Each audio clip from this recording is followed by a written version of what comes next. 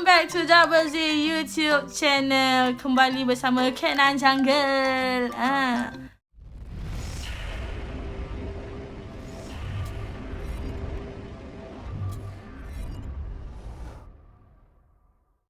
Sawadi Cha-Cha-Cha. Tidak dilupakan je Sawadi Cha-Cha tu. Okay guys, kalau korang tengok video ni tapi belum tengok video part 1, pergi dulu dekat Cat Nan Judge punya YouTube channel. Dengar dulu introduction pasal R&R Prasing ni. Sebab dekat sini Cat Nan nak terus zoom ke cerita yang ketiga. So, kisah yang terakhir ni aku ingatkan sebenarnya nak buat lagi 2 cerita, tapi disebabkan kau faham-faham je dah. Jadi ni adalah kisah yang terakhir, kisah yang ketiga. Bila nak start ni? Sorry, I talk a lot. Bukan apa guys, bukan tak nak cerita, tapi sekarang ni vibe tengah seram. Macam-macam jadi tadi, and aku rasa macam tak worth it kalau aku stop video tu. Better aku habiskan cepat-cepat, and aku akan keluar daripada studio ni malam ni juga. Okay, whatever. Okay guys, cerita yang terakhir ni Cat Nan dah tak daya dah nak menghafal. Jadi Cat Nan just baca dan cerita balik dekat korang, okay? So, kisah dia macam ni. Kisah ni berlaku semasa Linda dalam perjalanan balik ke Melaka. Okay? Linda dapat panggilan telefon daripada kawan adik Linda yang beritahu bahawa adik Linda terbabit dalam kemalangan. Okay? Adik dia kemalangan guys. Jadi Linda dengan sepupu dia pun bergegas ke Melaka sekitar jam 6 petang daripada daerah Besut. So Linda dengan sepupu dia ni daripada Terengganu jugalah. Masa tu lebuh raya Pantai Timur 2 baru je setahun siap. Okay, Linda kata itu adalah kali pertama dia nak lalu lebuh raya tu. Lebuh raya dalam bahasa Inggeris what we call highway gitu. Pada mulanya sepupu Linda ni dia tak nak ikut tau dekat LPT tu. Katanya jalan kat situ berayun dan dia tak nak Linda ni mabuk laut. Mabuk laut buat apa jalan terdarat lol. Dia tak nak Linda mabuk jalan lah sebab jalan bengkak-bengkok. Tapi Linda ni berkeras juga nak lalu dekat LPT tu.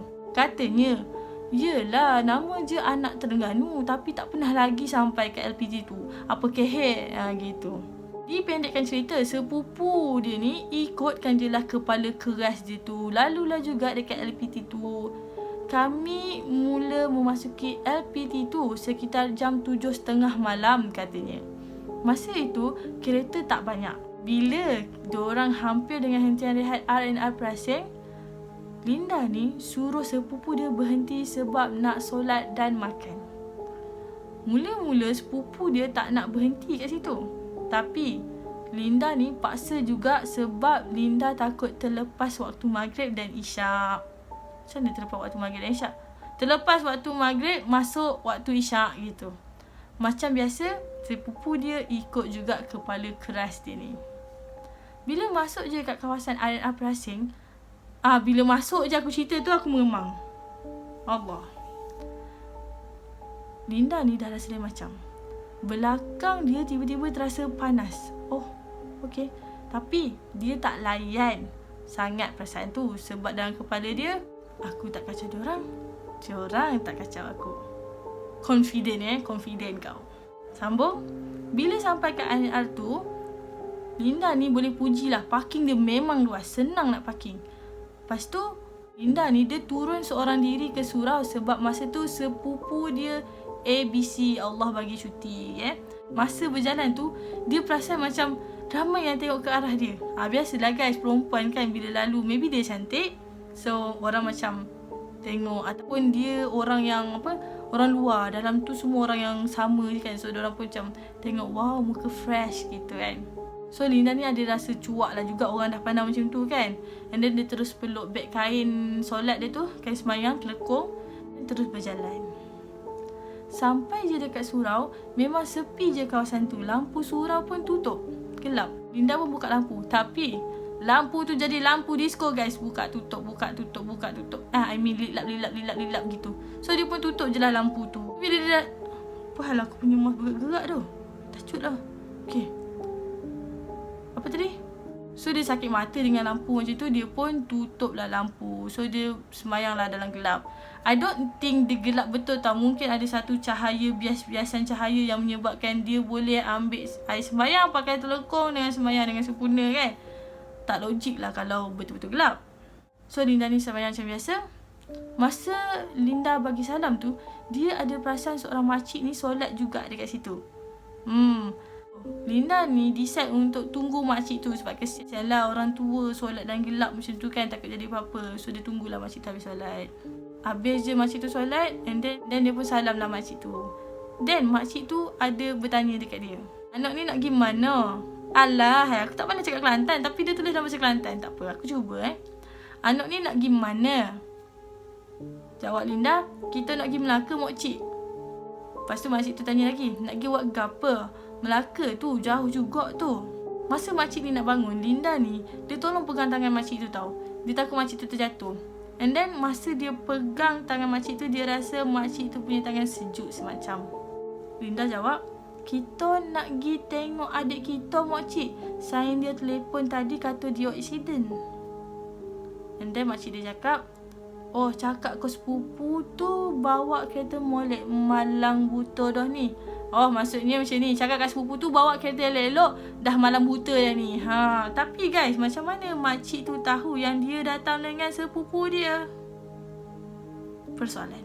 Linda terus pimpin makcik tu jalan keluar surau. Sampai je di kawasan tempat makan, makcik tu pesan dekat Linda suruh sepupu keluar lalu ikut susul keluar yang terdekat.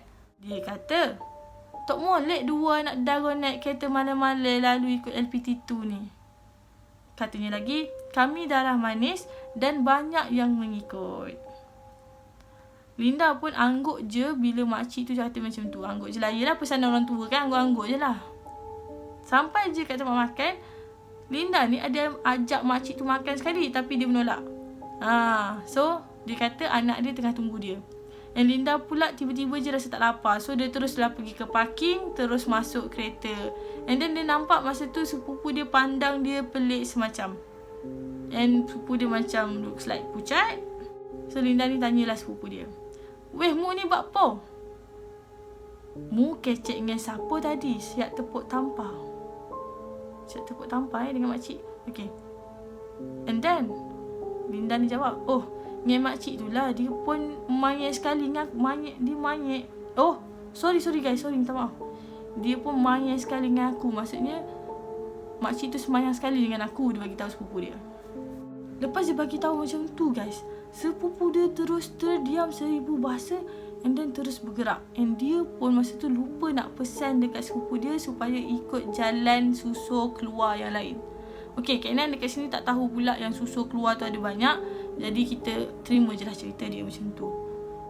Yang penting dia lupa nak sampaikan pesanan makcik tadi pada sepupu dia. So dia ikut je lah susul mana yang sepupu dia nampak. Sambung. Linda pun meneruskan perjalanan ke Melaka. Akhirnya diorang sampai kat satu kawasan berhutan kiri kanan. Kereta macam ada 2-3 buah. Tapi yang peliknya, setiap kereta di belakang diorang akan akan beri lampu tinggi sebelum memotong laju. Bagi aku dekat sini macam kereta tu bagi hint something lah Kereta ni, and kereta yang daripada arah depan pun sama akan bagi lampu tinggi. Linda ni dia pandang sepupu dia, senyap je masa tu, macam tak bercakap apa-apa tau. Macam berpeluh pun ada. And then dia tanyalah, panas ke kan? Aku rasa sejuk je. And then guys, tiba-tiba ada satu kereta ni lintas kereta dia tau. Lintas. And kereta tu menunjuk ke arah atas bumbung kereta. And then Linda ni adalah tanya dekat sepupu dia, kau ada tinggal barang ke dekat atas bumbung kan? Sepupu dia tidak menjawab apa-apa guys. Bila dia keluar je daripada LPT2 tu, diorang singgah dekat Temeloh. Dekat Temeloh. And then sepupu dia cakap, malam ni kita tidur hotel je dulu, aku tak cekak nak bawa kereta. Aku tak faham tapi aku rasa dia tak berdaya kot nak bawa kereta. Okay. So masa ni si Linda ni membantah tau, sebab kalau boleh dia nak sampai ke Melaka tu cepat. Tapi sepupu dia ni dah marah. Dia tinggikan suara, dia kata, aku kata kita duduk sini lah dulu, mu janganlah degil kak. Gitu. Aku tak tahu macam mana sepupu dia marah. Okay. serta-merta masa tu Linda diam. Sebab dia kenal lah sepupu dia ni, dia seorang penyabar. Tapi kalau dia tinggikan suara, maksudnya memang ada tak kena dengan benda tu, memang dia marah. Jadi kepala keras Linda ni pun akur dengan sepupunya. Sampai je dekat hotel tu, ada receptionist dia tu lelaki Cina tau. So dia panggil Apek lah. Apek ni duk pandang-pandang dekat kereta dia. And dia pun macam pelik lah, kenapa Apek ni pandang-pandang. Jadi dia pun tanya Apek tu, Apek, lu pandang-pandang apa? Ada hantu kah? Sekali sepupu dia terus jangan tepuk dia lah, macam menegur secupa sangat macam tu kot.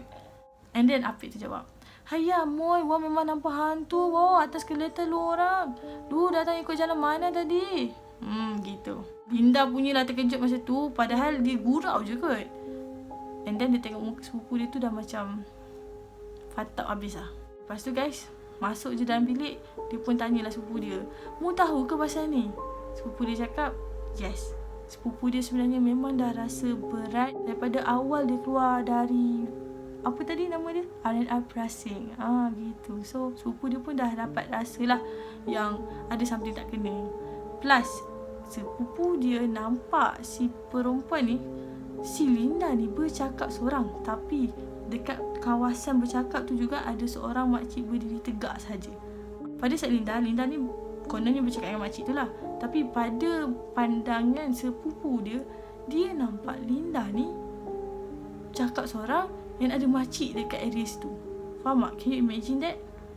So dekat situ Linda dah faham lah yang bahawa dia sudah terkena pada masa tu. Bukan terkena apa, dia dah diganggu, dia dah bercakap dengan hantu mungkin.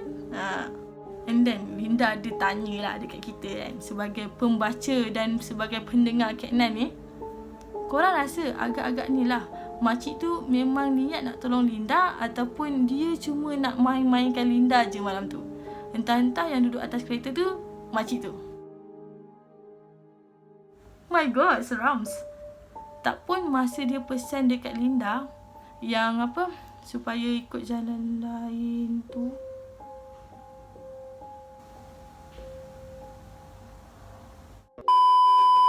tak pun masa makcik tu pesan ikut jalan lain, tantah dia dah nampak ada benda duduk atas kereta sepupu dia tu. That's why dia pesan ikut jalan lain. So kita pun sendiri tidak tahu guys, apa motif makcik tu hadir dalam kehidupan Linda tersebut.